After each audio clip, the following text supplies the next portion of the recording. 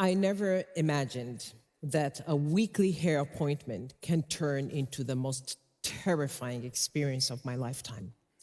Every week I go to the same hair salon in Nairobi, Kenya, but on the 12th of January 2025, as I was leaving the salon, a black van pulled up in front of my Uber. Armed masked man jumped out, dragged me out of the vehicle, and tried to put me into the van. I resisted, and it was not easy to subdue me, because as you can see, I'm not a petite woman. And I knew I had to fight and cause a scene. And the single strongest emotion that I had was anger. I kept hearing in my head the voice of my friend Mdude Nyagali. Usibebwe kama gunia mchele, which means do not be carried off like a sack of rice. And I really fought. Luckily, I was not alone. Even under threat, a public bus driver was driving by, saw the commotion, and then he saw in the rearview mirror that they managed to put me into the van. He decided to try and help by blocking the van's path. Also, the Uber driver who witnessed the incident immediately reported to the police. This confused the abductors and brought me time. And in addition to that, thanks to the quick reaction of my husband, David, Law Society of Kenya, and Amnesty International, they managed to put a name and my face to the incident, and that worked. It immediately sparked a public outcry, and with all the pressure that it worked, the abductors stopped the van after 3 hellish hours and let me go. Now, while in the van, these abductors claim that they are from the Kenyan police, but I have no doubt in my mind that they were working on behalf of the government of Tanzania, the same government that I had fled to seek safety in Kenya. And also just a week earlier, a so-called public media figure in Tanzania called for my and my friend, journalist Eric Kabendera's return from exile and to be dealt with. Now you may ask, why would the government of Tanzania want to disappear me? Because I refuse to be silent. I have faced bullies all my life. During my childhood in Dar es Salaam, I stood out. Tall, light-skinned, big and rolly hair, and with a European mother, I was an easy target for bullies. My mother said, if you do not stand up, they will never stop. And I did, and I never stopped. From skinheads in Budapest to racists in Washington, I stood my ground. But nothing compares to bullies who wield state power in order to silence millions. And I speak not just for myself. I speak for the countless Tanzanians who refuse to be bullied into silence. And for the past few years, I've been speaking in international forums, social media, telling anyone who would listen about a chilling pattern of enforced disappearances and abductions, targeting the critiques of President Samia Suluhu Hassan in Tanzania. And between March 2021 to August 2024, Mdude Nyagali and I compiled 80 cases of politically motivated abductions that happened. More than half of these abductions, the victims were never seen again. So let me quickly give you 4 cases. There was Dedith Soka, a youth leader who was well known to organize peaceful protests, and he disappeared a few days after he wrote that he had been threatened by the police.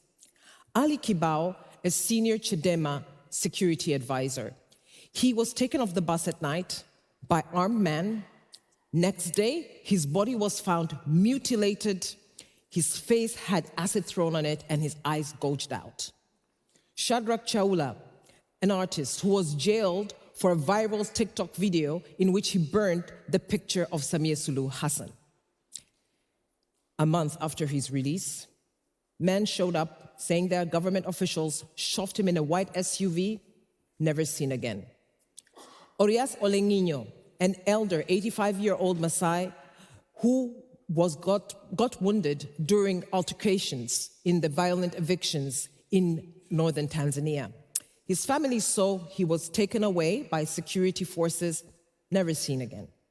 And these cases are not isolated. In fact, investigations have stalled, and for example, last week, 2 activists, one from Kenya and Uganda, were detained by the police in Tanzania, disappeared for a couple of days, and then turned up, tortured near the border. And let us understand this. The goal is simple: instill fear, silence dissent, and suppress the opposition ahead of the October elections. In order for you to understand, let me give you a little landscape of the political scene in Tanzania. We have been ruled by the same political party since independence. And even though in 1992 we transitioned into so-called multi-party democracy, but our laws remain stuck in the past. The president, for example, still appoints administrators, judges, even electoral commissioners. And you have dissenters arrested, newspapers shut down, NGOs deregister, and peaceful protest is met with violence. John Pombe Magufuli turned our flawed democracy into a dictatorship. And after his death, many hoped that his successor, Samia Suluhu, will bring some form of reform and chart a new course. And maybe for a moment she did. In fact, there was a lot of hype around the fact that she was the first female president of Tanzania, as if that was a qualification on its own. Well, there was a lot of conjecture about her being a reformist. For example, just for her to acknowledge that there was COVID in Tanzania and roll out a vaccine program, she was dubbed as a champion of democracy. I didn't buy into the hype.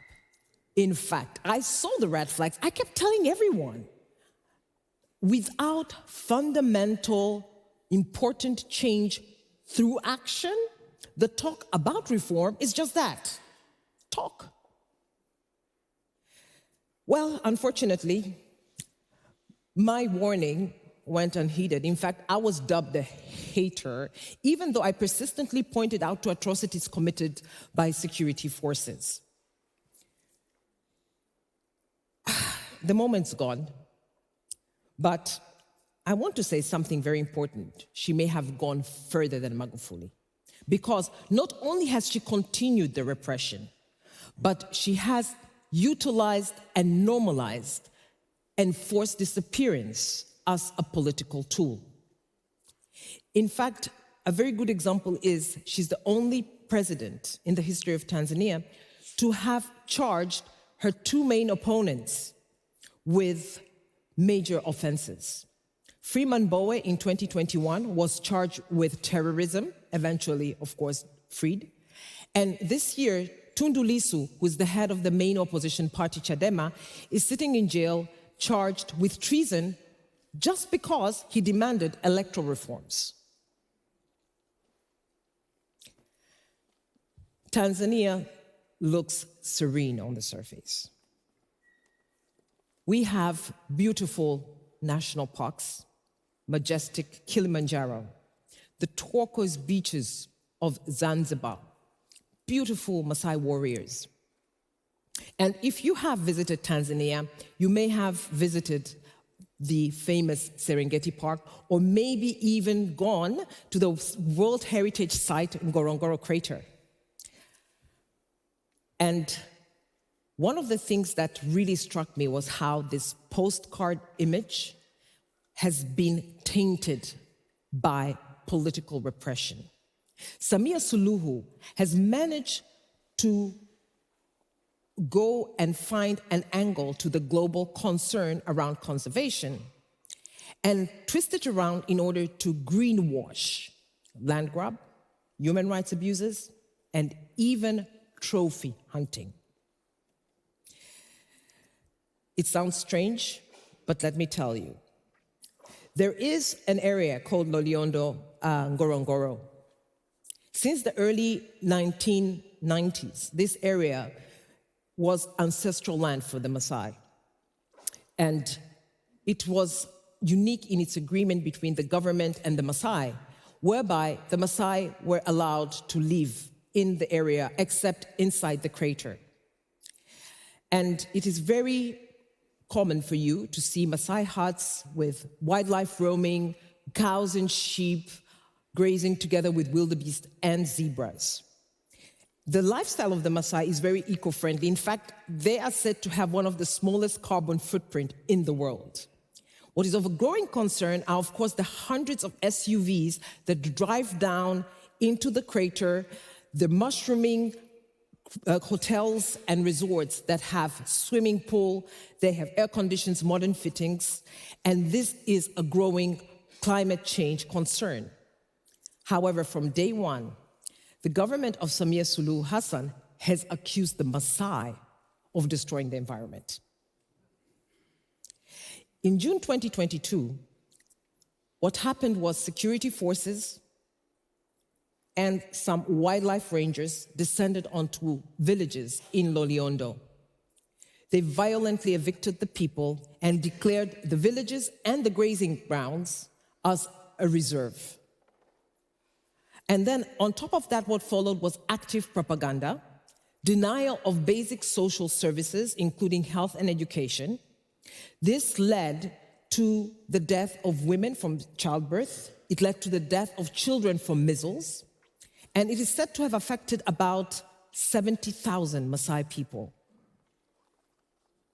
But August 2024, look at that.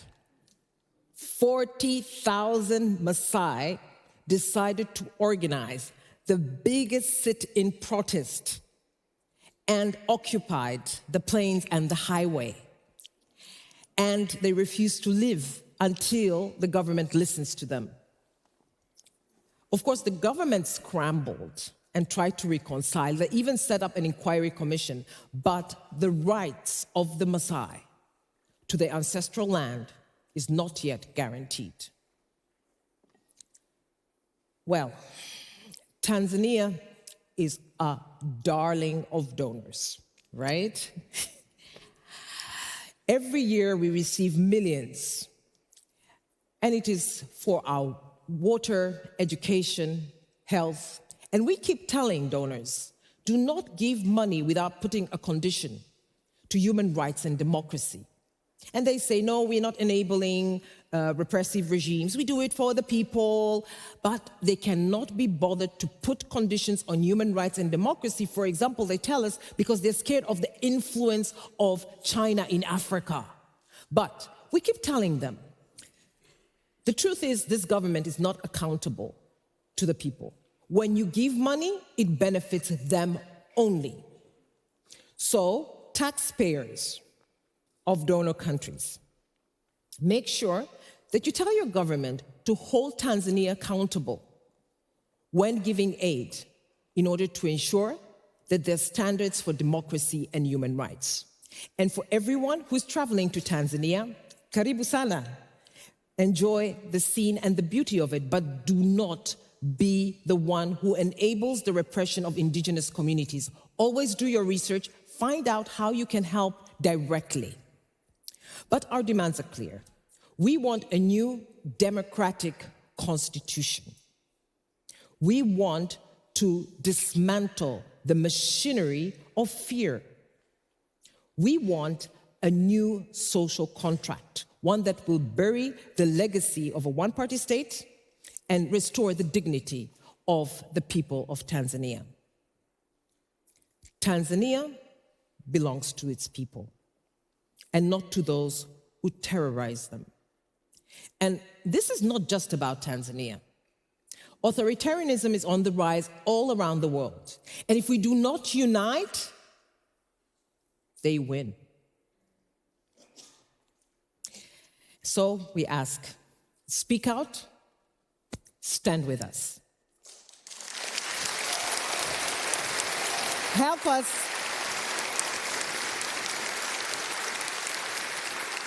help us reclaim Tanzania. We are not victims. No, we're not. We are a movement, and we shall not be bullied.